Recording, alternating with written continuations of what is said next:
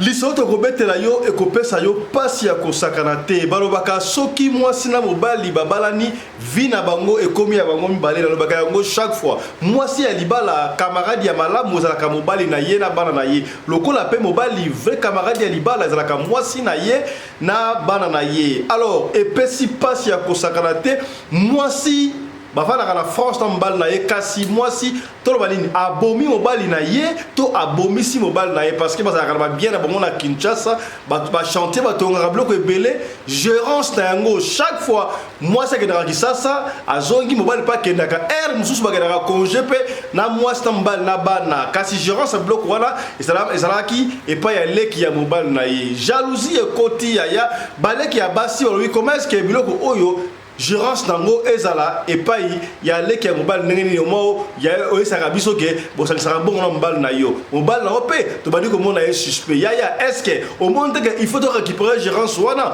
mpona korécupérer gérance wana esengeli nini nayebi papa moko azalaka na coin azala ye nganga te azala ye kutu paster akopesaka eloko moko boye soki batieleka mobali na yo bolingo na yo ekokoma makasi oyo nyonso koloba mobala koyoka na sima wande akolongola gérance epai ya yaya apesa epai bandeko ya mwasi nzoka mobala azalaki moto attention biloko batielaki wana soki alaki poison soki nini epesi ke mobali akufi mobali oyo akufi na Kinshasa to akufi na poto yango tokobeta lisolo ayo kopesa yo pasi ya kosakana te yaya alerte ekobenda o matoyi toyebi ke esengaka na mwana mobali azala élégant okata ye suki ti soki ndenge nini kasi salaka attention prudence yaya toyebi te mokili toyeko kende wapi ndeko mobali oyo abiki na sacrifice ye moko apesi témoignage na ye alobi nini boye akendaki na salon nzoka coiffeur wana babanakani kokata suki apres otie bato bakwe ya bandi kotie bakwe na gilette amoni lokola azokisi ye ake bana bapota mosusu baotio bakwe ozoki ntango azoki wana coiffeur azwi lokola white top stitch moko boye mibale apangusi makila wana oyo zoki azwi yango abendi tiroir na ye wana abwaki yango na tiroir heureusement jeune garçon azalaki prudent oh comment est-ce que apangusi makila olobwaka na se obwaki yango na tiroir na yo qu'est-ce qu'il y a nini oyo kosala eloko moko te alingi abanda soki okata esuka abi te okatanga suki ndenge wana te bimisa biloko otina tiroir wana esali lokola discussion jeune garçon oyo afungo tiroir wana amoni makila na ye epesi mbilinga alinga kosala nango nini avakata esuki asalaki cérémonie ndenge mobali oyo aleli. Les amis, faisons attention. Vraiment, les amis, faisons attention. En cette fin d'année, décembre 2023, faisons attention. Ce que vous voyez là, c'est du sang. Il y a un coiffeur qui a failli aller avec mon sang faire des rituels en cette fin d'année. C'est pour ça que je fais cette vidéo. Si tu as un frère, si tu as un papa, si tu as des enfants garçons, partage cette vidéo autour de toi. Partage cette vidéo, mets un like afin d'augmenter la visibilité, afin de sauver beaucoup de personnes. Vraiment, je vous explique ce que le coiffeur m'a fait. Aujourd'hui, je décide d'aller me coiffer. Vu que mes cheveux ont poussé, vous pouvez voir mes autres vidéos, mes cheveux ont énormément poussé. Je vais me coiffer. Donc, un monsieur finit, il sort, moi je rentre. Et dès que je m'assois, le monsieur tape 3 fois dans sa main, apaise la viande. Donc, moi, j'ai pas pris ça au sérieux. Je me suis assis. Et le monsieur, dès que je m'assois, qu'est-ce qu'il fait? Il commence à me limiter derrière la tête. Je suis venu me coiffer, mais lui me limite derrière la tête. Donc, je me dis, mais est-ce que le monsieur même lui-même il s'est coiffé? Vous voyez, c'est du sang. Est-ce que le monsieur lui-même il s'est coiffé? Donc, il me limite, et puis, c'est avec la lame, une lame, il me limite jusqu'à, il me blesse. Donc, dès que le monsieur me blesse, il prend ça, il essuie, il prend une encore, il essuie, et puis il ouvre un tiroir, il met dedans, et puis... Chaque Congo a leli café dodo a koufi na Kasangulu, la morgue à Kasangulu, na matanga na bandal, ata artiste et musicien, mon côté ayaki. Chaque Congo a leli, a kei kozwa, nzoto, ya café dodo a Kasangulu, a kundaye na mboka, mawa. Bande kuna biso mbote azo na Kasangulu uzomona morgue yango kuna tokozwa korande kuna biso café dodo vraiment esalaka passe l'artiste vraiment lobby tengena matanga na isika no bana bandal ata mise moko ayete de toute façon nzela ke biso ke nango naza na Kasangulu tozela bafungola kore bakekuna na mboka en tout cas merci na bino so merci.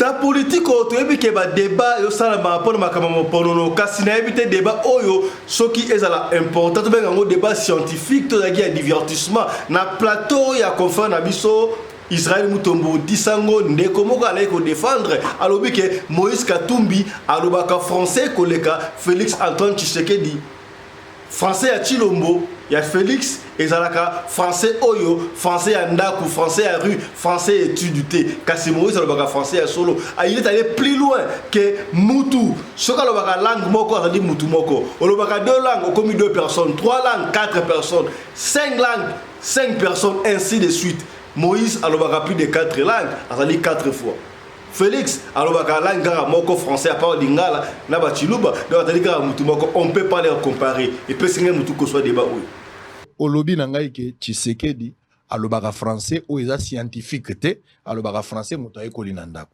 vous avez même mis en doute son diplôme au batu ba réclamaka entre autres dans balaxate Chiko na tuni yo Katumbi ezaka c'est question et puis on continue na Katumbi alobaka français ya ndako to scientifique.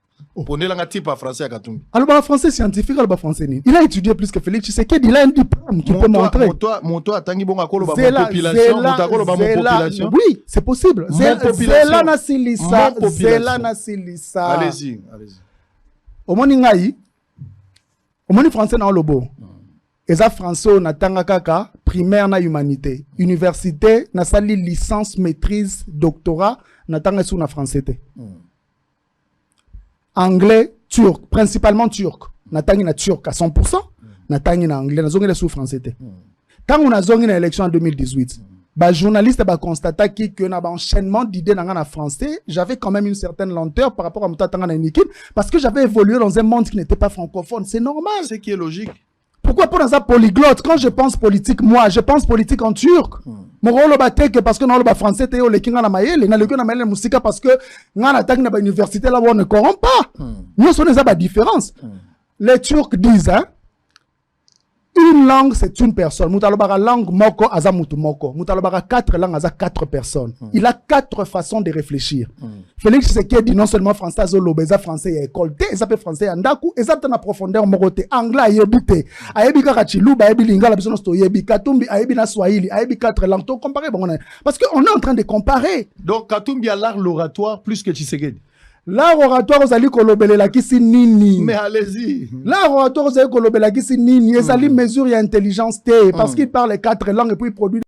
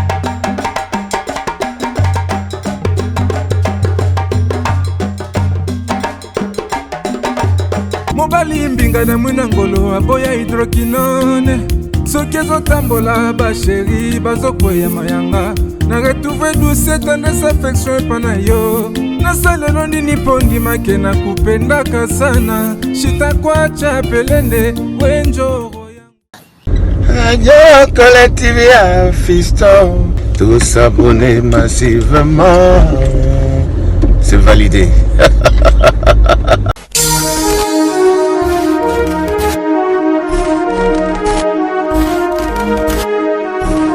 Yeah!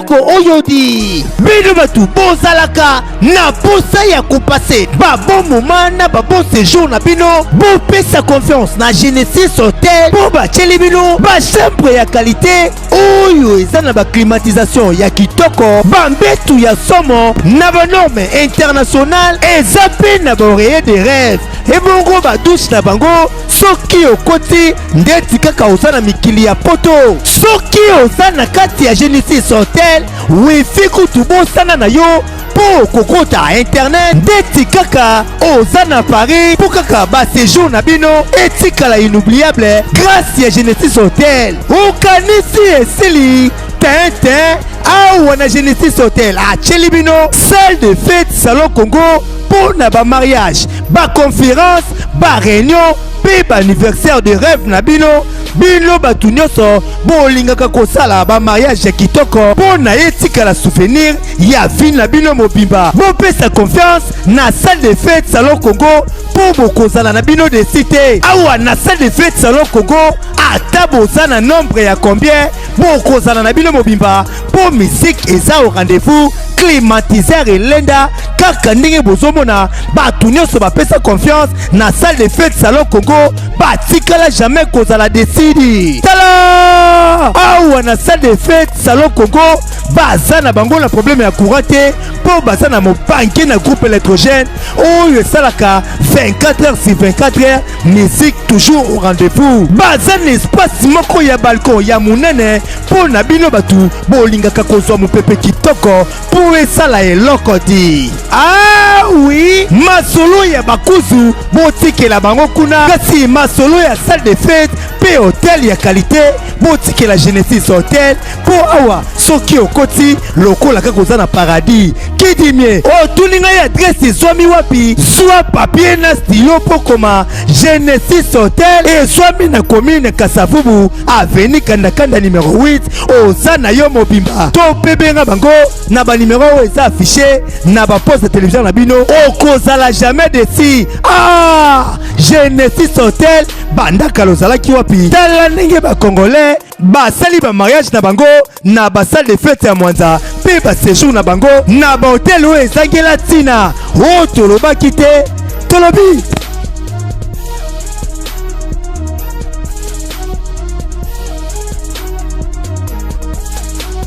Mbote na bino bande ko balandi ya radio le côté télévision bisika nyos tu bozwami merci la confiance et peu fidélité bo pesa ka na programme oyo radio le collé et pas wapi to kutanaka pona ko beta masolo ya makamozani ko leka bongo na communauté na biso africaine en général mingi ya biso batu ya mangala ozali ko landa biso ozali na États-Unis d'Amérique ozali na Brésil et pas ya Nanouche Omokoko appel masqué ozali na Istanbul et pas papa Jean-Marie ozali na Suède et pas maman Bibi ozali na Kinshasa et pas wapi José Yongo en séjour na Matadi mais la vacances na Kinshasa mbote na bino tala émission na bino yango e bandi yaya bengande kwa ikolala les États-Unis Blamusa ndeko papa Fiston abandi yaya partager émission auto betara a masolo to ba oyo masolo oyo e sunaka batu soki omoni ke émission oyo intéressé au thème puisque yo partager yango et ko sunane ko moko songolo esika moko pakala ya soko zali abonné merci kasi soki mbali boso otala biso la sengi na yo s'abonner et puis soko s'abonner ko bosa na te au final bongo cloche ya notification pour la orataka ba programme na biso ata soki mukete merci na Michael Josh qui continue à nous faire confiance Michael Josh griffe ya mwana mboka oyo tombona bende na biso ba Congo na mboka ba paya Michael George apesi annonce désormais des congolais africains en général yo c'est une compagnie à sécurité vous avez une compagnie moko songolo vous avez un échafaudage vous avez une compagnie électricité et consort Michael Josh azali ko teka abali ko sala ba combinaison na moins cher pour na ba compagnie électricité pour na ba sala échafaudage pour na ba sala ba compagnie sécurité ba tenir stona Michael Josh azali ko sala yango benga Michael Josh akopesa ba prechato pe kota na site okomona nyoso tout wana un clin d'œil na moko ya ba partenaire na biso Genesis Hotel oyo déjà on dit comme ça nango merci na bande ko de Kisasa merci na bande ko ba na Genesis Hotel ba ko témoigner papa Fiston en tout cas Genesis Hotel ezaka ka ndenge olobaka wana yope ozozali ko niya ozozela nini okende Kinshasa lala na Genesis Hotel oko comprendre soki aux appels à Kinshasa au lingo ça la fête na yo ya anniversaire ya mariage collation je ne sais pas moi meeting moko boye Genesis Hotel na avenue Kandaka na numéro 8 na quartier Lodja na commune ya Kasavubu autre lo bakité Tolobi voilà et kendaka ndengwana bandeko anti poison ezali côté kama benga biso to tcha en contrat ba de anti poison talande ko bali oyo akufi bateli poison to kisi ya bolingo soki aliaki peut-être anti poison yaya alinga pesa sa bomoyi mais ndeko bali mbinga mobali alali kaka boye likundi ya famille akufi yaya tolo bala munoko nini pona boyo kaka yaya tala likundi ya famille akufi kaka boye pona nini likuni ya jalousie mais ce que l'on Kisasa aussi au blender nzoto na yo na anti poison okozala malamu o toloba kité tolobi voilà yambo to beta di solo ya mbinga mobali likundi ya famille oya tiki biso tata ya bana et pesi passe ya kosakala te tika to développer makam o moni bongo na sommaire ya kota na Michael Josh commander à des fils à ta montre ba montre ya boya bozui wapi ba yeba ka moto ya mbongo na montre sentir Michael Josh montre oyo oko plonger on a mai et robeba te ata na piscine ba zui wapi Michael Josh côté na site au commander voilà il y a tout dans la réalité autrement parce que avec coiffure élégance elle pour la côté bassi na côté mibale bossa la attention à ta bassi à ta mibale kasi exemple oyo ndeko ba la leli avec ndaki na salon coiffeur alinga kata isuki il paraît coiffeur na bête maboko 3 fois on ne sait pas mais avec un peu ma curieux azui gilette olia bana okata na mutalo ngula ya bani ko tshaba ko na sima ntoka zokisi mwana mbali oyo tanga zokisi azui ba chiffon so ba what dash éponge. C'est le rôle longoli makila ce qui est normal mais on a boaka toi tu nini afungoli tiroir moko la kotisi yango heureusement nzambe azaki na garçon atuni oh mais comment yo okatika na nsuki te ba lotsa ba coin bo ndenge nini et puis na soki olongolo makila obwaki na tiroir wana ndenge nini non makila na ngai otika ndenge wante yaya bimisa chiffon wana garçon wana coiffeur abali osala ko la discuter habiter okopesa ngai makila na ngai wana ote na opesa ngatende ya ngai moko bata salon ne ça va salon moi mo nte ama pangi makila su makila ngai asa tu rende ote tikaka ka salon atika ndenge nini e pesi mbilinga atuni yo beteki maboko be pona nini eza ndenge nini wala e pesi mbilinga ya to sala ka angele toyo kama solo e belé pona bata ba salon misusu kutu ya e pesi kana mutuko so e pesi mobangi tokata suki na salon au mona bakati biso suki bakombi basuki na biso batika quelque part est-ce que basuki wana bakena retirer quelque part te to betaka li solo moko boye to nana quelque part ezaka na binza o ne ko mwasi moko boye abane ko zo basuki ya batu ya salon na ya basse ya mibali ayo tika zo kenaka na end baki sala munini yaya yo kata rasuki wapi onde ko mwasi ona asala rasuki kitoko ndeko bali wana asala akata rasuki kitoko mais yaya nzambe kaza na biso obemba na salon okikata suki na salon sambelaka makila Yesu Christ et se parlera partout dans salon po on ne sait jamais yo kata na suki otiki ya mwana ba déchet comme ta ba boaka est-ce ba boaka to ba zuaka bakena na osika mususu pasi ba ndeko landa ndeko. Les amis, faisons attention. Vraiment, les amis, faisons attention. En cette fin d'année, décembre 2023, faisons attention. Ce que vous voyez là, c'est du sang. Il y a un coiffeur qui a failli aller avec mon sang faire des rituels en cette fin d'année. C'est pour ça que je fais cette vidéo. Si tu es un frère, si tu es un papa, si tu as des enfants garçons, partage cette vidéo autour de toi. Partage cette vidéo, mets un like afin d'augmenter la visibilité, afin de sauver beaucoup de personnes. Vraiment, je vous explique ce que le coiffeur m'a fait. Aujourd'hui, je décide d'aller me coiffer. Vu que mes cheveux ont poussé, vous pouvez voir mes autres vidéos, mes cheveux ont énormément poussé. Je vais me coiffer. Donc, un monsieur fini, il sort, moi je rentre. Et dès que je m'assois, le monsieur tape 3 fois dans sa main, apaise la viande. Donc, moi, j'ai pas pris ça au sérieux. Je me suis assis. Et le monsieur, dès que je m'assois, qu'est-ce qu'il fait? Il commence à me limiter derrière la tête. Je suis venu me coiffer, mais lui me limite derrière la tête. Donc, je me dis, mais est-ce que le monsieur lui-même il s'est coiffé? Vous voyez, c'est du sang. Est-ce que le monsieur lui-même il s'est coiffé? Donc il me limite et puis c'est avec la lame, hein, une lame, il me limite jusqu'à, il me blesse. Donc dès que le monsieur me blesse, il prend ça, il essuie, il prend une encore, il essuie, et puis il ouvre un tiroir, il met dedans, et puis maintenant il prend la tondeuse pour me coiffer. Je dis non, mais pourquoi tu essuies mon sang et puis tu mets dans ton tiroir? Il dit non, que les trucs de sang là, ça ne doit pas trop te traîner. Je dis bon, comme c'est mon sang, donne-moi, moi je vais partir avec ça. Le monsieur refuse, je vais ouvrir son tiroir, il veut me brutaliser, donc c'est devenu la bagarre là, et les gens sont venus autour de nous. Moi je dis, ah le monsieur me coiffe, et il prend mon sang, il met dans le tiroir. Donc les gens disent non, mais il faut laisser. Non, je dis non, je t'élève forcément à prendre mon sang dans le tiroir. Donc, moi-même, finalement, je décide d'ouvrir. Quand j'ouvre, ce que j'ai vu vraiment, c'est très étonnant. Et comme quand la vidéo est trop longue, il n'y a pas beaucoup de visibilité, partagez, allez sur mon compte, regardez la deuxième partie de la vidéo, car c'est vraiment choquant. C'est pour ça que je vous demande de partager cette vidéo. N'oublie pas de t'abonner et puis liker la vidéo. Ton accès qui bino, comment est-ce que artiste musicien Café Dodo à Koufaki na Kasangulu? Morgue na Kasangulu. Est-ce que yoebe Café Dodo te bana o ba mikolo afiki solo? C'est fort possible. Ba Café Dodo te mais ataba tu akala bususu. Oyebi ka banzembu na ye, moyebi ko mona yete. Muto ba de ko yemba. Nzema ba de ko beta yani chaque 12 heures. Voilà, fait que les so onza mo kate ko uti classe tour atongo bala bana nfufute. Na ba 17h. Oye pena uti classe tour a midi ozo ba 17h wana mama tout a pondu. Ah! Yo gasko nzema no yemba. Tala mwano yo lokoso. Lokoso lokoso tongo aye kosenga bilia epa ya bato. Vous comprenez? Papa na bino sula ya biso kutu bien.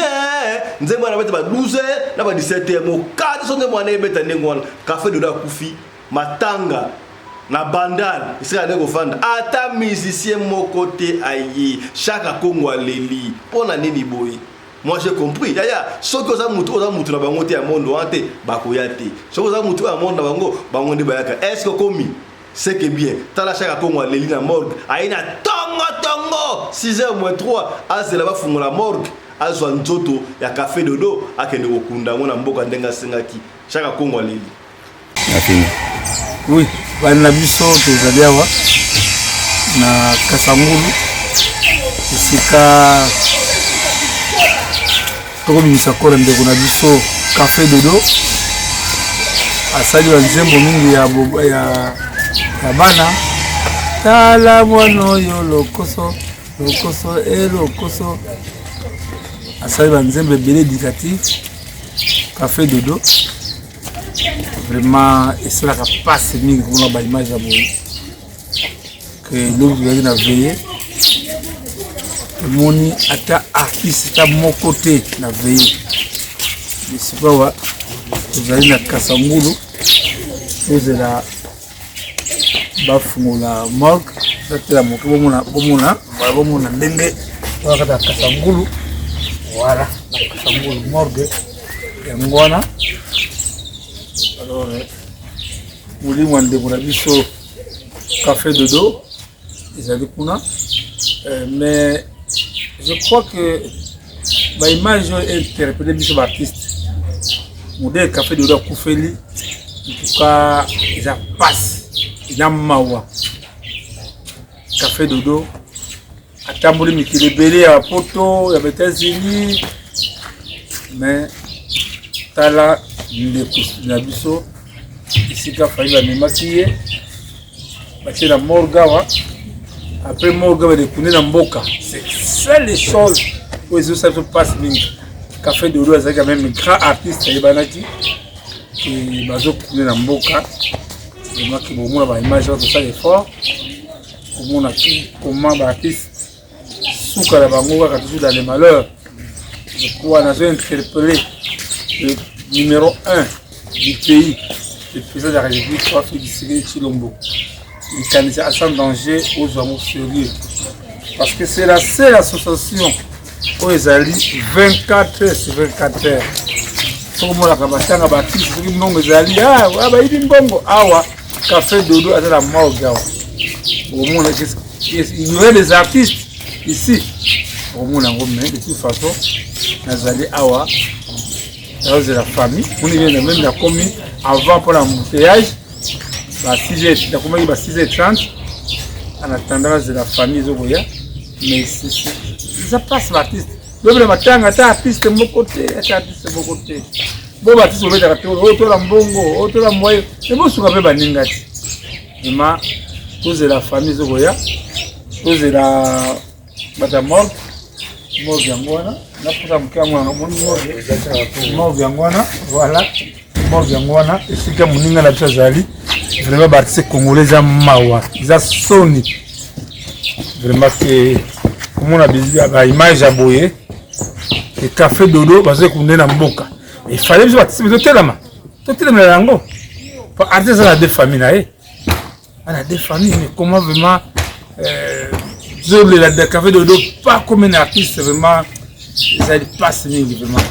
Un peu battre aux embouts en tout cas merci pour battre aux embouts pour les barangate vraiment maman Valérie merci maman Valérie en tout cas merci maman Valérie vraiment que ce que je vois que famille Zokumawa vraiment que vraiment en tout cas c'est écœurant et ça passe même côté là que passe bon ça baningate wana basundo lingai bayebi ke mbongo ezate wana basundo lingate nake nanga kasangulu nake nanga gauche droite ata muto ko déranger ngate mais soki mbongo ebimaki awa on yana kuma wote merci.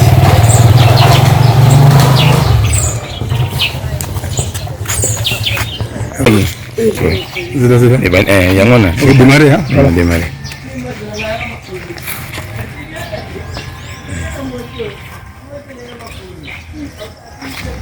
Nazo image pene ngo kende kaka.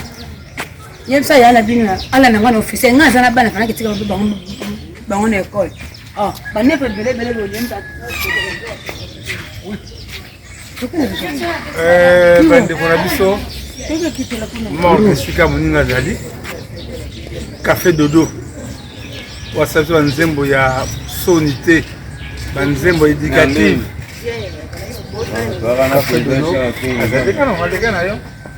Café dodo azali awa. Nous là. Bafungola. Famille koma. Moi, ngakuda ko famille hein. Mais en tout cas nakumisaka nzambe ndenge apesanga makasi wana bolingo wana d'abord vraiment que yango na yebisa ba trop que ba artiste vraiment pour le moment on ne sent pas la compassion des artistes ata artiste moko a contribué to mon équipe en tout cas papa Toza Mbota merci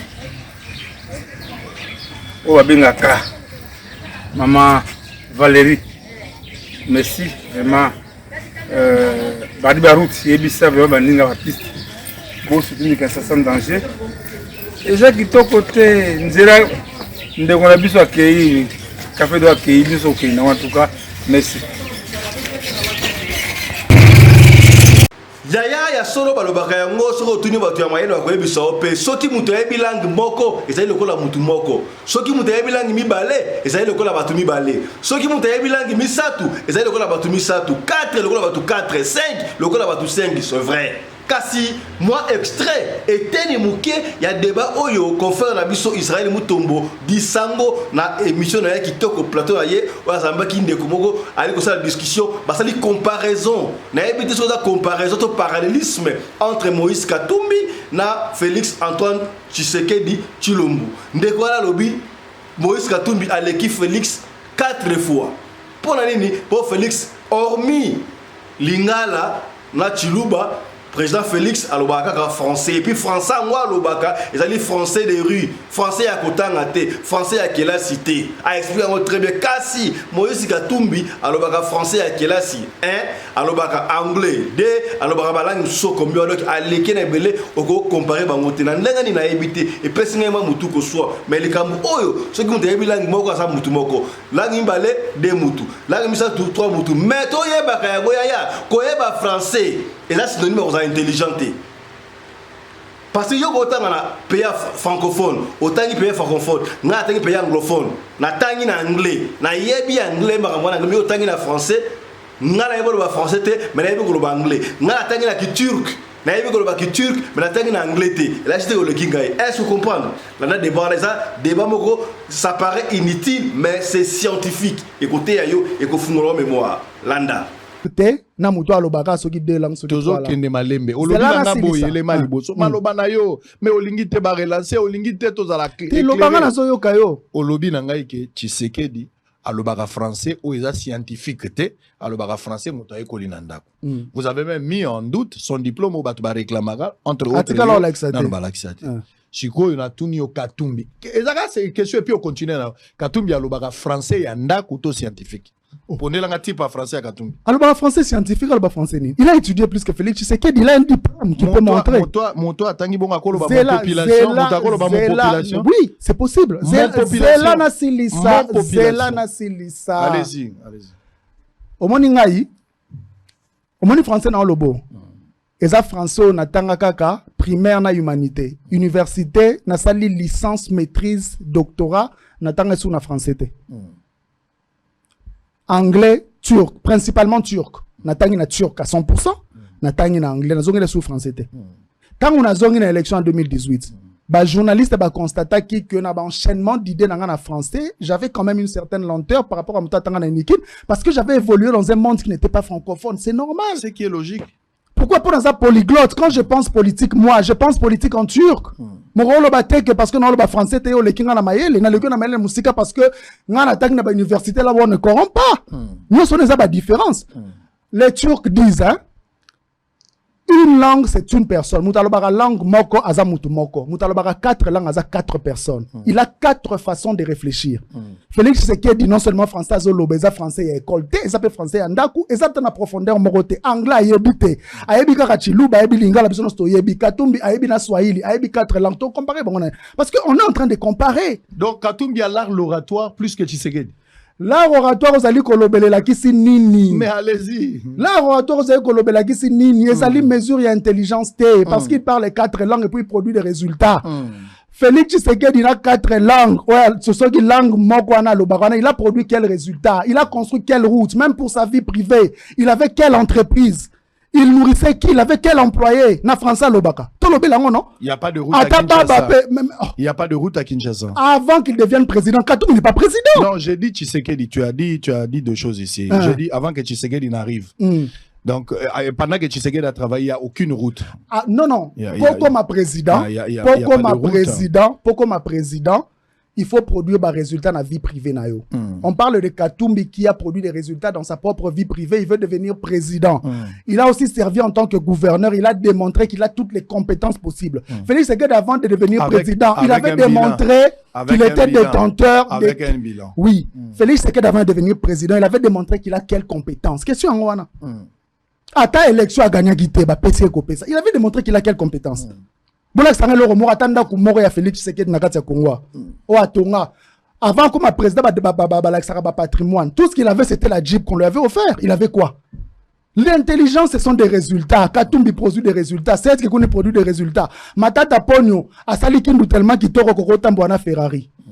Il produit des résultats. Delis Sessang a produit des résultats. Franck Dion a produit des résultats. Félix Tshisekedi comparé à 4 wana, il a produit quels résultats? J'ai envie de pleurer. J'ai envie de pleurer. Nabo kota la débat na yo. Moi li batudio so tanga wana. Ozotanga Franck, ozotanga pe ozotanga Franck Dion, ndenge ozotanga bo. Mais oui. Ozotanga pe matata. J'ai envie de pleurer quand j'entends parler ça. Envie de pleurer pourquoi? Zélo tourner une question moko, tourner une question moko. Tourner une question moko loba ki ote. Baza ba voleur patenté. Ça c'est failli. C'est là mais c'est pas un problème. C'est pas un problème. Quand ya matata poni eza na cour constitutionnelle. Sauf que eza na ba preuve mais mango ba. Voilà. Tala mwano yo lokoso tongo akeko senga bilia epaya bato café dodo yaya ce pays, si et seulement si le Congo était Congo, si et seulement si on respectait encore les valeurs de nos artistes, café dodo balinga ba ke de bois ke na kasanguluté. Papa oyo abale ko agrimenter biso ka biso bana mike nzembo wana donc soka nzembo wana beti ka 12 heures et coquille déjà et ouais ça va 11 heures et la classe est coquille déjà donc à une référence mais les lois nzembo na ye et beti là-bas 11 office roi des radiodiffusions de télévision voilà on a encore notre mémoire fraîche mais akufi boye ata mission moko a été pesinga ipasi ya kosakana te to sunga ata même en vaut tard que jamais benga chaque Congo comme ça bakambi ya café dodo oyoka epesa wandengo ba na mekala ko benga chaque Congo avant to leka na lisolo na yoka na chaque Congo kolobani ya kosunga nga awa bosunga ngai awa na benga chaque Congo voilà na benga chaque Congo a expliqué biso bakambi ya café dodo soki ezali ndenge nini nayebi te so chaque Congo aza na ligne nayebi te mais possible otali déjà elingaka à l'esprit nga nasola chaque Congo a expliqué biso makambo ya café dodo mpo epesi ngai mutu koswa café dodo epesi ngai mutu koswa abandonné tozwi bongo chaque Congo mbote na yo mbote ndeko na nga fisto pelende chaque Congo video na yo osali etamboli mokili epesi biso pasi ya kosakana te mpo na café dodo qu'est-ce qui s'est passé bamusicien baye na matanga te ndenge nini ose retrouve na kasangulu yo moko nini mpo na café dodo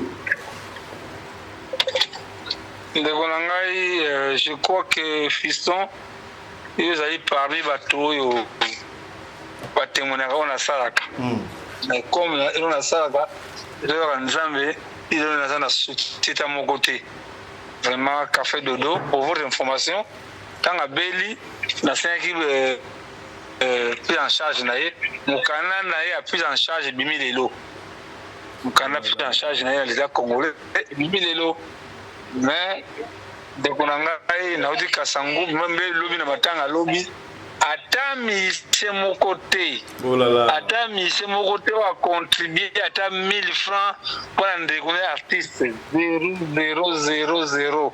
Il fallait quand même na sauver citation alalaki wana nalongwaki 4h du matin na Kinshasa mpona kende kasangulu ntango nakomi kasangulu nde ndeko na ngai soki nakendaka te ebimo ezeki ozala humilié vraiment c'est très triste vraiment de la enfance c'est fort triste en tout cas kasi me banzembu ya café dodo ebeta quand même na OZRDT kuna tala mwana oyo lokoso ata mwa doter wana bapesi famille te bazwi te ndeko na ngai café dodo bakekune na mboka kuna na mboka de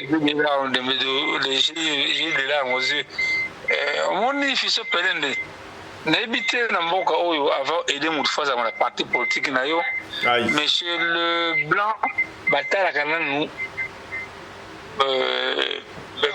mayele moto aza nango loloko asalaka ezala vraiment structuré vraiment bazo aide nga mais ndeko na ngai de toute façon baoti kasangulu pour votre information on a sans mabe na salle accident na nzela ba Congo mais Dieu merci vraiment que nzamba songi biso dengo ça m'a bien en tout cas oh là là mais cher Congo quand même tout le monde a musala makashi oyo salaka est-ce que ministère de la culture l'état a débloqué un fonds mon côté pour l'artiste en danger fondation oyo ASBL oyo encadré pour osala musala salaka wana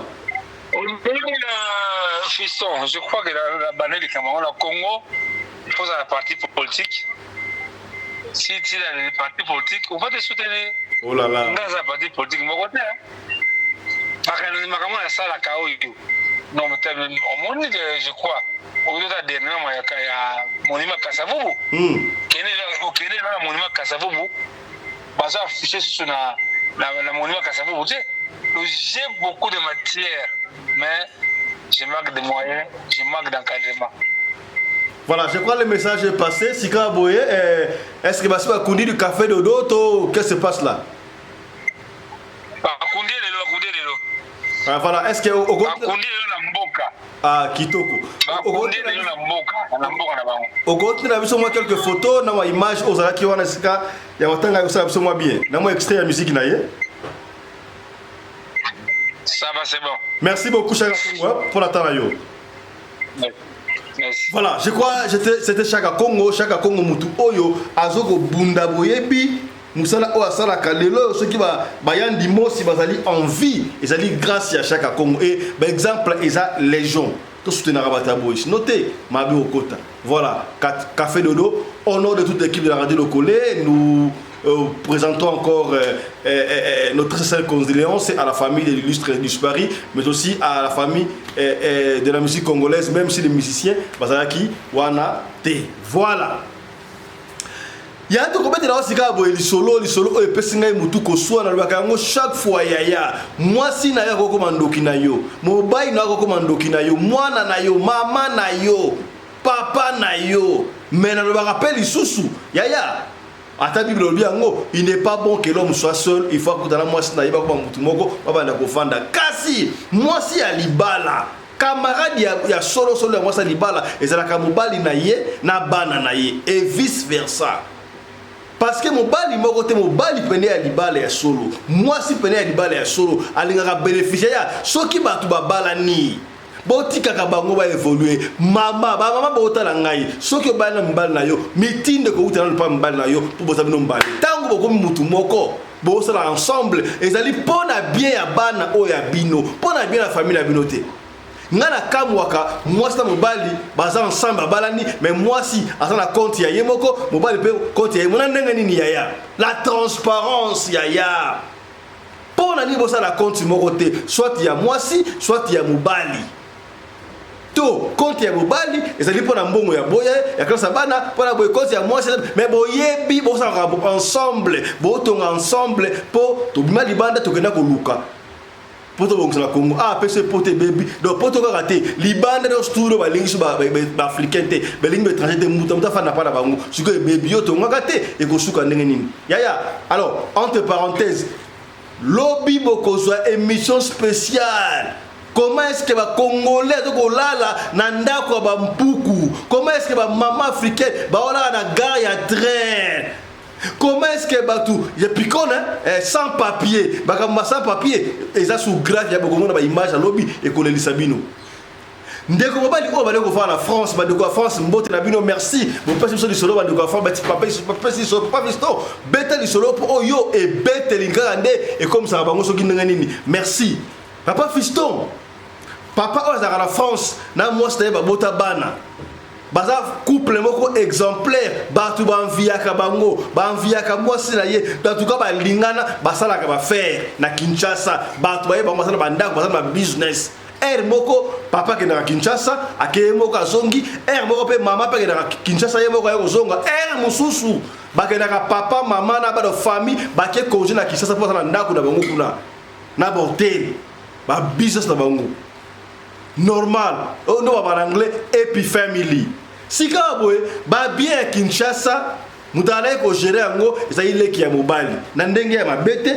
bataki leki ya mobali peut-être pour ça mayele pour ebi gérance mais boyebi yango na famille ata soki moi c'est mobali ba ça bon ensemble mutala dessus devant et ça mobali pour mobali la chef de la famille et ça normal mais to lobite que soki batongi immeuble batongi boye ezala ka ya mobali te ezala ka moi c'est mobali ko la moi si ezala ka la sa ya mobali na ye donc et mira ya mobali mais c'est ya famille. C'est vrai. Ndeko oyo mobali gérant ya ba bien na bango za kale ki na mobali et qui n'a pas bien gérant kana très bien mais et pesi moi jalousie na ndenge nini oui na ndenge mabete chaque fois mbala oyo ndeko ya mobali ote ko kene Kisasa avec Kisasa bébé ke ba jika de ba ay mo busy alors soki ba ye talaka beau frère yé bandeko ya mwasi leki ya mwasi ayaka kotala beau frère na ye na yebi sur la mbela kotala mbela kotala nsebe talaka beau frère yé moi ba bloka mike o sera yé et puis il faut équiper beau frère parce que beau frère asa mobali ya na ye ba mona na mona yebi ka ba pecha kindi ba rappelo ki non mobala kansa na biso yé do ba mona na mona ka boka si ba camarade na ye ba mona ka ke ya na ba ba mbala poto mbala ya na ba yé normal. Si vous êtes monsieur Basoba Kei, il y a un jour au Bakei. Babengi beau frère, te, Bakobiga maman, n'a pas de chose à nanda kuna yé. Parce qu'on a un niveau, ça n'est pas un guest mais c'est fort possible. Et ça qui n'a kuna yé, il y a étage. Yo bengi mutute. Au signalé mutute ko sali koya au komba maman beau frère, boni, aux andaku te oh.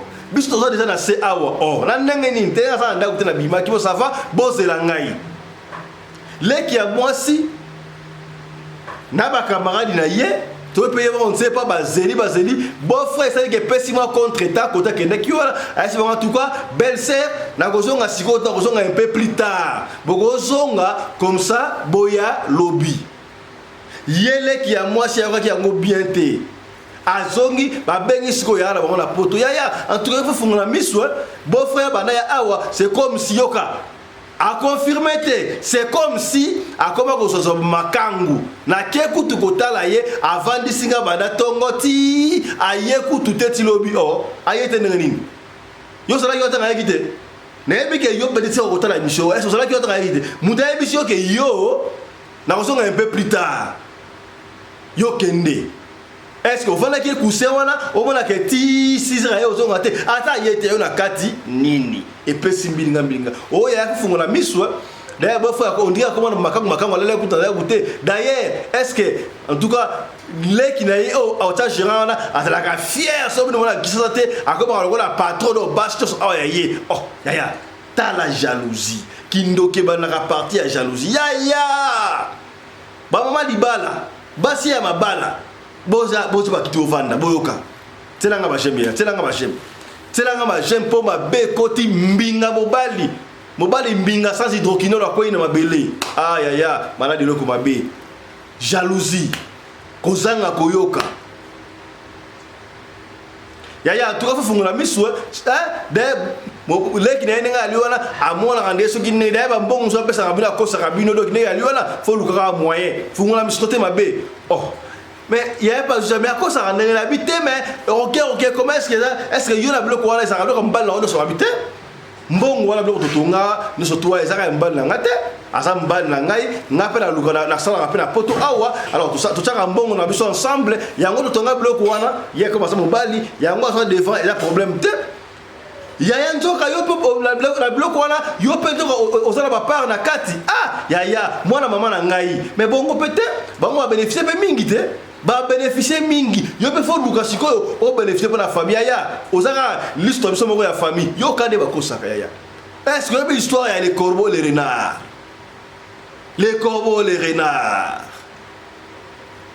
tango azo ki fromage alobaki nini ya yo pose l'histoire de la famille il faut ça l'appelle à l'eau est-ce que moi exact ya to go porte l'appel gérant soana biso peut gérer dans la famille comme ça to profiter toi là ta papa na batonga te batonga na toi ta papa te ya ça là effort oh ya un peu siko sans conviction tanga oki mobali na comment ça chérie on dirait allez et pêcher ce qui me touche soit yo za la kala mbal na poto za la kala mbal na Angola za la kala mbal les États-Unis l'Afrique partout mobala za la mbal très bien mobala lingaka yo olingaka mobali ba yebisi yo olingo zongo en considération ya ba maman botaka na CR moko quand ton mari t'aime na esa kabino boye au moins ni moi si ndako soko ba diko déconner libanda bolingo na ndako ezaka suti sila ka makasi et comme réponse insolente mais ba papa soka sali moi jonglage libanda asali soki libanda kuna bolingo ya mama ya ndako sila kate parce que sali mobali est-ce que komi to so la pembe selanga ba j'aime quand pesa ngai mutu ko soit mbinga mobali pena alali boy likundi ya famille kaka boy pona nini petite sœur jalousie pona nini Alex ba camarade là que mobile ya so na France aye akutiete donc ba betie libaku excusez-moi voilà l'eau c'est la vie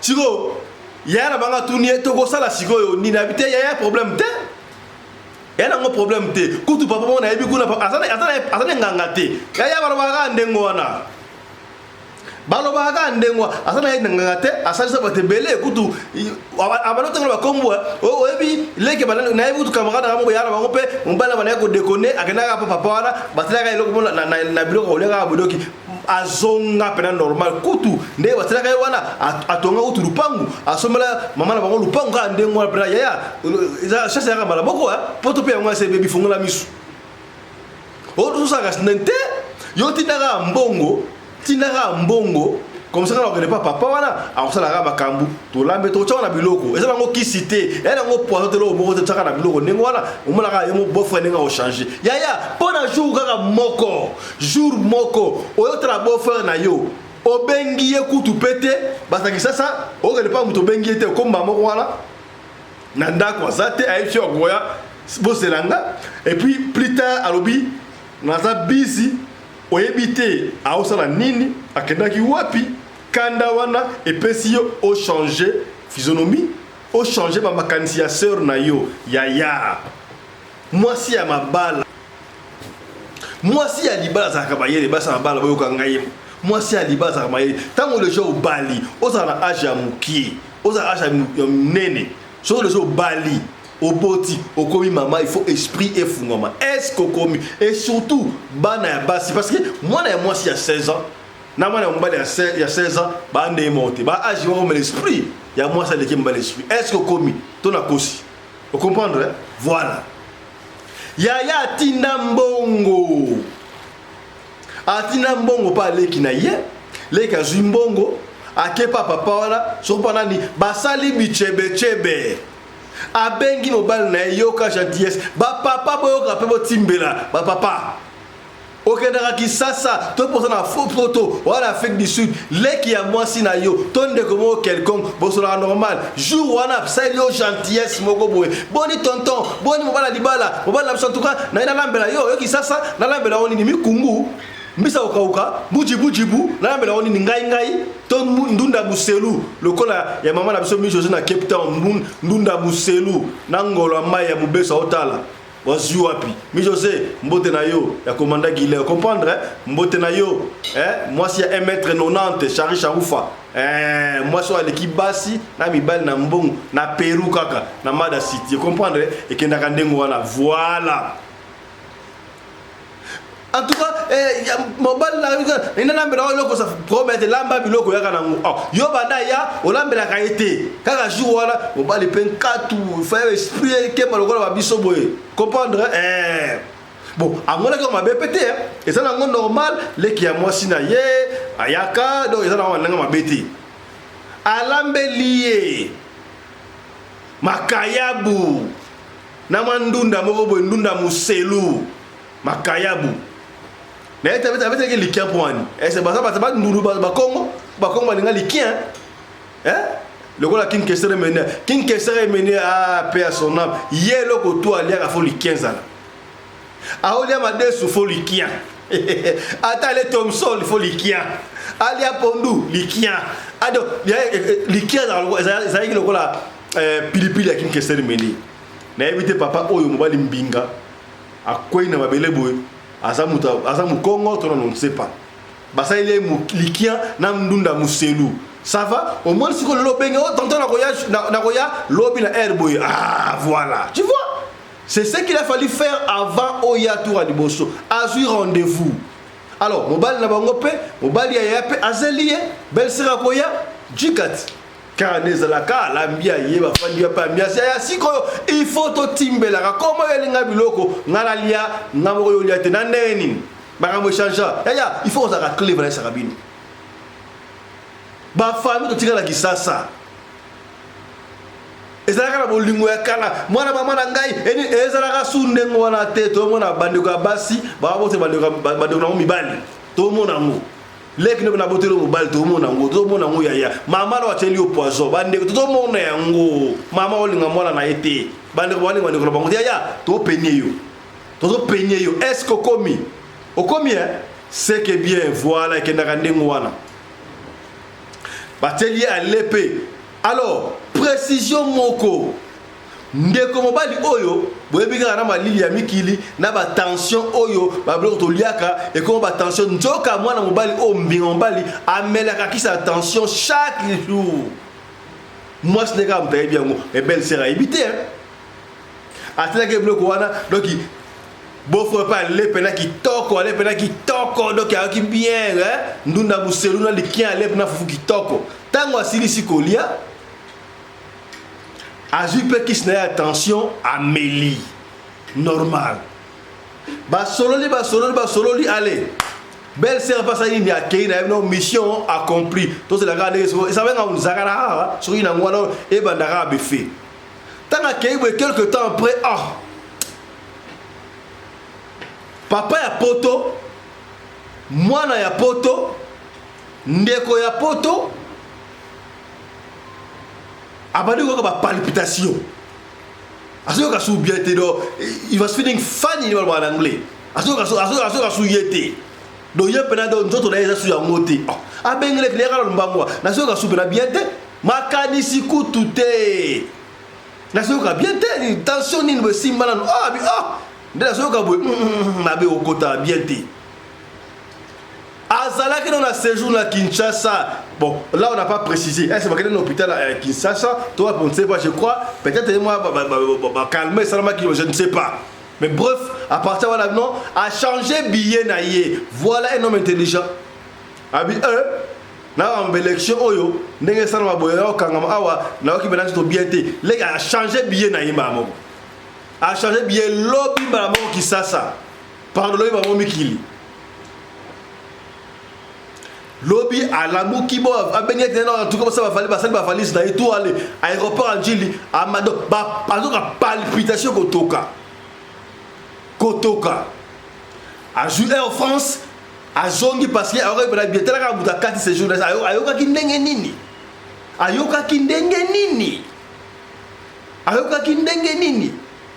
heureusement non mais la le côté le gars sous ça oyo belle sera qui na ngodo moitié. Bref, tant que j'ai avion, à quitter l'aéroport, Moutaï Kozo a béni à l'Eknaï. Moutaï Kozo est à Guinani, et ça qui l'Eknaï sur la poto. L'Ekna poto a besoin d'aéroport. Tant que j'ai l'aéroport, est-ce que j'ai moi c'est naïe? Toi qui est beaucoup. Là on n'a pas confirmé. Pour te mettre sur le cas de l'exhibition. Ma juillet a dit non, on a bien été. Je crois. Aïsi Bamuno, Boké dans ma valise. Donc, vous voyez, mais si vous avez ma valise, Aïsi Lek je crois, même en na l'hôpital. À partir de l'aéroport, ma valise de Kendaku, yeba Ken dans l'hôpital, Mamoko. Comme l'hôpital, la salle d'urgence, va tenir, oh, même moi, ça veut dire, palpitation moyenne, battre la salle d'urgence, battre le habit, oh, mais les poisons. Poison au tu au Afrique poison oyo olé yango na Afrique awate et ça poison ya makasi oh allez poison te ba de poison ni olé ni abino banano bien na le mokote quand na le ka biloko oyo le ki ya mwasi nanga ala melaki ngai ndunda muselu na likia na likayabu non il faut intervention chirurgicale rapide opération ba côté na salle l'opé consort nzoka donc to benga ngo poison to kisi ya bolingo ya on ne sait pas banganga obokenda ko banganga o nganga sala nga kisa sala boy on ne sait pas ezala kana ba dose de to yebite ezala kisa bolingo ya solo to ezala ki poison mais c'est fort possible ezala kisa ya bolingo mais ndenge papa oyo asa mutu attention peut-être et balanité kisi ya bolingo wana na kisi ya tension et pesi poison ndeko ba l'opération départ tellement kota qui déjà moi na mbali a komi atanda kuna été Dieu merci a ke kufela kaka na faute na poto na France et sika bana na ye ba mona tebe papa na bango et pesi mbilinga ya kufi nini boy heureusement tike ba lobaka nuna na liaki ya muselu mutalamba yango leki ya mwasi les qui n'a pas toi tombeau qui a consacré la terre benga moi je ne sais pas comment ça aller sur place toi benga qui est mais mobala kufi muta hôpital olbinini et ça poison ngale wapi na Afrique nana pesa yebeka olia les qui a moi si guerre plutôt parler et pesi mbilinga moi si a juste et ça la ki ndengo te et ça la ki sia zakara pona awa do linga mbilinga mutu ya kufi azali likundi ya famille siko ba yeba ki ndenge nini ya tangu sangwe panzani ya kufi na poison ba teni na poison wala ba yeba na nuté poison ngo uti wapi. Mais effectivement, les qui a moi si on n'était pas sûr, mais il y a des années. Yaya, nalobaka chaque fois, bande comme sous salé ma bé, batika la justice ya nzambe ya. Monsieur soit ba 1-1, aucun moya bien. biso kana mitu ana oche toche opesi makambu ozui makambu bakena kotalisa makambu talaka mbinga mobali alali likundi ya famille mutabenda bango na mikili mutasala ba bien na kisasa gérer ya leki na ye do ba jika o ba vandi sa idole na kisasa pena mama na bango li famille li nani asali mwana na ngabo tokotika te bake kotalisa yaya bakenda pa nganga tango akomi pa nganga balobi kutu te nganga yesi bango oh bino boye pona liwaya ndeko na bino oya kufia mobali oh mutatela ke poison ezali leki ya mwasi na ye pona boye tawo bino bakofa bi oui grand frère ba kinini ke non eloko asuka leki ezaleka nunda musena na likayabu wana epesi mbilinga famille ya mwasi ya mobali loyibo yaya yo mwasi oyo to bati asi obomi mobali to obomisi mobali ngozo pesa ngai mutuko so na yebte na kolobani est-ce obomi mobali na yo to obomisi mobali na yo famille ya mobali loyibo ye lokola ya bango mbinga mobali sans hydroquinone alali bakotika bino pe ndengo wana te ya bino pe il faut alala na yebite ya bino ngo eza yo moko mutu kolala to leki na mutachaki kisa bolingo bon poison on ne sait pas ezo pesa passe famille mbali bota pe na se soki siko bokitisi moi ça moye pa kitna se bana ba kosuka ba minero wana ozo mona ndeba luka makambo esika makambo za la te oh soki on ndaka conseil botala radio lokole kuna be na France na esa kabino moi si ya libala camarade za kamobali na ye famille kosa yote o bando ke na poto to mona loko balunga te bando ke na Angola to mona loko balunga te bando ke na bando ke o lingo mona loko balunga nini eloko ni ya malonga balunga bata poto ba sabino to bato ya libanda poto bima libanda to ya ko luka to zonga kate pona to zolo to luka awate juste to kozonga te tala alandi influence oh couple moko exemplaire batu na poto ba leli na Paris ba leli mais moi c'est exemplaire a cause la makambo ya boy ndenge nini yaya tout le banini peut-être pe nganga pe apesa ko pe poison ya solo a qui peut me kune po nganga za mutu poto ke ne pa nganga ba ni ah obali wa sala ba bien sala ba immeuble sala boy na tout en tout cas to lingi pe biso poto bénéfice la famille bien ça boy tika na le kai so qui peut nganga wana pe azabe moi mobali pe ya pedi se okoyeba nini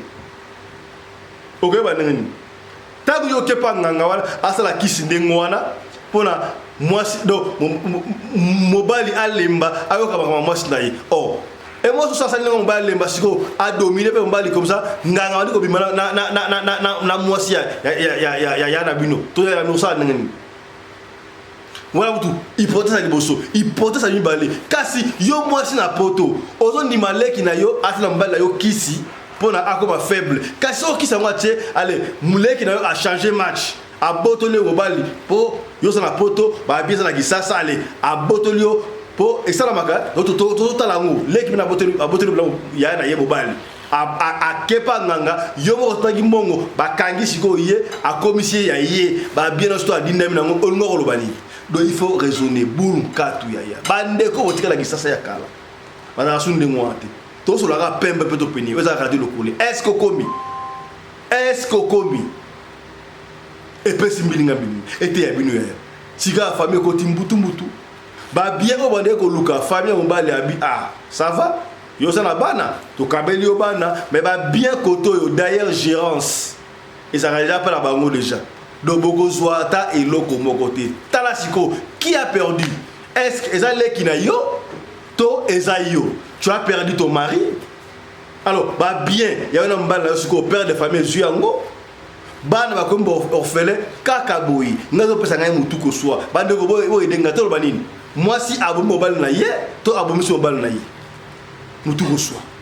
Likolini kozanga koyoka attachement ma famille na ngai ya oh papa fisto ozo protection la famille na bisote na peksa binote na penio azo penio po bisto yebi makamwa ndezalaka azo penio famille c'est très bien to coller ensemble to coller baboti bisto coller tango mais tango ko mukolo tango bo se détacher mutuna mutaki ko fonder famille na yepo na yepe akoli ça ainsi de suite. Mais de temps en temps, ceux qui m'ont dit il faut aider la famille, il faut aider la maman, papa et comme ça, et ça normal. mais bino bato wana Kisasa, bino bato boza na Angola, bino bato na Congo Brazzaville. D'ailleurs, tu peux dire que c'est Congo Brazzaville, non? C'est Oyo, a été ça live. Lelo, le mec qui est Congo Brazzaville va bomber pour la barre na yatki, donc vient et puis côté fleuve. Bon ça la angele. Yaya, anti-poison ezali, tozo koloba na éviter boko ka ndenge nini. Na éviter no loba na monoko nini. Merci bon, c'est vrai, bande ko so anti-poison est belé mais c'est encore insuffisant. Yaya, benga biso to en contact na bande ko anti-poison au produit sanzoto. Peut-être, et c'est là qui poison un solo. Bon, peut-être, et ça y est, qui c'est ça, il y a bolingo. Tant que ça y a qui c'est attention, et peut si poison. Pour hôpital, on a poison. Sauf qui a qui anti-poison. Il y a ceux qui blendé. On a de combat, mbang la toilette, ma toilette, qu'on se soulager, qu'on puisse belé. Ti, en vie. Il y a un total en vie. Yo, tika la vie, de quoi qui benga bato en contact na bande ko anti-poison ozo yango o to ba kité tolobi biso na biso esuki awa. Merci na Chris Larise Pelende, réalisateur émission Oyo Radio Lokole Télévision, yena assistante na ye Winnie Larise Pelende. Merci na Claudine Larise Pelende, ozaki bona script na lumière ndenge boyebi yango nyoso tuwana sous la coordination ya Mamarina Umbi Larise Pelende, la femme à la taille d'une tige spaghetti, ni courbure ni virage, la femme à la compresseur. Comprendre et que ndakandengo wana c'est que bien yaya osota la biso on les solo ko pesa ko bangate yaka na lisona yo pesa to bete yango kaka ndengo to bete yango soko limito na kombo to kotanga kombo soki ko boy to na kombo te to kotanga kombo te est-ce comprendre au combien c'est que bien. Merci à Michael Josh, sponsor ya chaîne Oyo. Merci la Genesis Hotel, merci à de Quanti Poison, vous alliez belé Tony Masoudi na Durban mbote na yo. Merci na fan club topé base ya Radio Lokole depuis Mada City. Nathalie Mitonga Wanga, moi si ya Pembe akota ngungité na Mélanie Mitonga mbote na bino na bosanité Titi na Luzito de longues jambes voilà ma base pena donc ya Mada City ke ndakandengo wana Mi José restaurant Mishbala tout ya Mada City tokuta na Pérou na restaurant Mi José comprendre ya commandant Guillet et ke ndakandengo alei du chef na bosanité voilà Théo Ngando Chilamwina leader pour na mboka leader azara mboko leader à Cape Town c'est Théo Ngando Chilamwina en séjour na Durban et pas yapi akutana le boko ya Durban comprendre trésor massa et que ndakandengo wana voilà moi si il y a 1m90 Charoufa moi si l'équipe basi na ibali na mbongo na Pérou na Mada City comprendre voilà Judith Feza mbote na yo moi si aboya mbindo au comprendre c'est que bien allez portez-vous bien santé de faire à tous chap chap et tchara kasi ya moto développe pas titre ozali kuna liboso tika to bana oboyi yaya sponsor na biso ya sika Michael Josh omoni ba montre oyo montre ya Michael Josh marque déposé à moi na mboka ezali ko sala mabongo aux États-Unis d'Amérique bandeko donc mikolo yo biso na Radio Lokole kaka boy yaya to ko changer ba montre le la film tala ba montre yango ba montre oyo et wuti États-Unis d'Amérique et pas sponsor na biso yaya to ko changer ba montre le la film na Radio Lokole na to kata moko na sachet sikoyo na lata ya mboto loba to kata yango na ba sachet yaya o sponsor na biso ya mikolo oyo tolingi bana ya mboka yaya yo biba kala na mboka oya na mboka bapaya ozwa idéologie te yo kaka bilamba oui c'est vrai que là c'est ma bête mais idéologie no créa pour la mboka tala moi la mboka Mike George Mike déposé na ye bomoni yango montre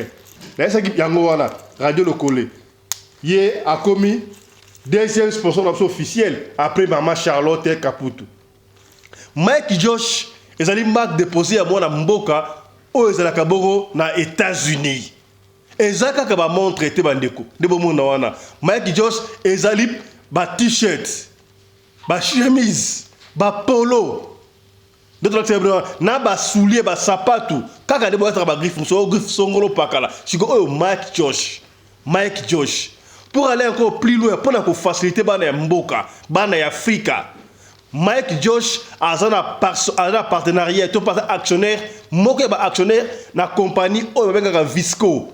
Webi Visco ezali compagnie o basala ka ba wax hollandais na Hollande. Yaya tala ndenge mwana mboka ali kotombola bendele na biso na mboka ya bapaya.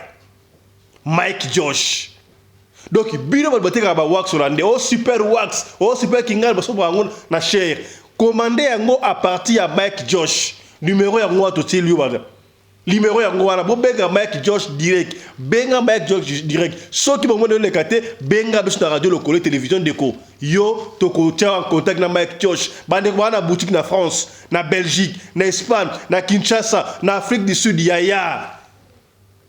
On a besoin de faire une boutique à Mike Josh. Pour ce que nous avons les billets d'Afrique du Sud. Ah ouais, on a mis Krimsusu. Au comment on a couleur de magasin qui a combo. Alors, il y a ce que l'union de la Moutali Bosso, il y a un magasin à combo à Mike Josh. Il y a moi Mboka. Benga Mike Josh, il y a un benga sur la radio locale. Il y a au Kosoba montre. Au Kosoba super wax hollandais. Au Kosoba soulier à Mike Josh. Ba chemise, il y a bien. Tola takabana mboka Mike Josh ya kutu na biso doye mishokoto combien kutu mishokoto c'est que bien Mike Josh. Donc à partir ya lelo congolais nyonso tout africain nyonso tout mwana mboka yo zali fan ya radio lokole ya benga Mike Josh. Tout ça là ka effort ata fan moko ya radio lokole zala eloko boya Mike Josh parce que Mike Josh a son supporté télévision Bino, a son supporté programme Oyo radio locale. Tala. Toko changer na tina fenêtre na film. Comment ma montre yé, ba polo et yé, ba t-shirt, ba soulier ya Mike Josh. Donc Longonia ezonga et pas moi na mboka Mike Josh. Kuru doyen Michokoto, combien c'est que bien. Donc pour beaucoup plus de détails, yaya, pourquoi moi je changer ma montre dans l'émission, le Mai. Mike Josh, Marga Moko. Yaya, on a un problème nous les Congolais. Tolingara ko la griffe ya bapaya. Ta sika griffe ya mwana mboka, to tombola bendele ya mwana mboka. Ba konzi, bote na biso na Congo partout. Yaya, on a ta montre kombo nini. Là ta montre Mike Josh. Vous voyez ngai? Ya mwana mboka. Est-ce que différence ya bango? Biso bango différence yena. Bo combien? Mike Josh. Yaya, benga na lombango, zo na boutique. Oteka kanyoso, oba oteka marque oyo benga. Osala salon de coiffure, koto osala suki, koto ote moi étagère moko te rabloka Mike Josh. Te to supporter ça pour tout supporter mwana mboka. Voilà, o toloba kite tolobi. Pour l'habillement des classes de vos enfants, pour l'élégance de vos enfants, désormais, visitez le magasin Little People Shop chez Mama Charlotte Caputo. Little People Shop chez Mama Charlotte Caputo, l'habillement officiel de vos enfants.